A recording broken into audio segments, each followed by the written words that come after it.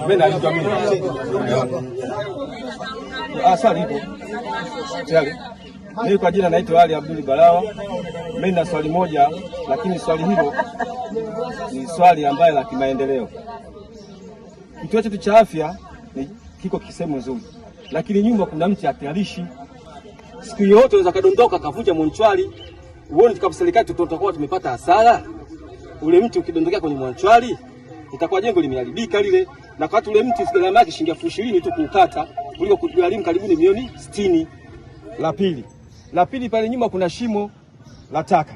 Lakini ile shimo ukienda ukikaa pale basani kwangu hata ugali uli, ile shimo linapumua sana. Sasa kama linapumua lile shimo walioboleshe. La tatu kuna shimo la taka hapo, likianza kuchomwa saizi kitongoji cha Mtambani chote kibaya ukai na ugali uli.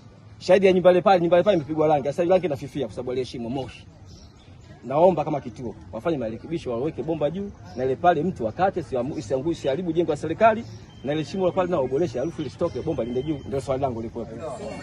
Nadhani mwenyekiti wa kituo cha afya yupo. Mwenyekiti wa kituo cha afya yupo, sawa, katibu yake yupo, nadhani hilo liko ndani ya uwezo wao.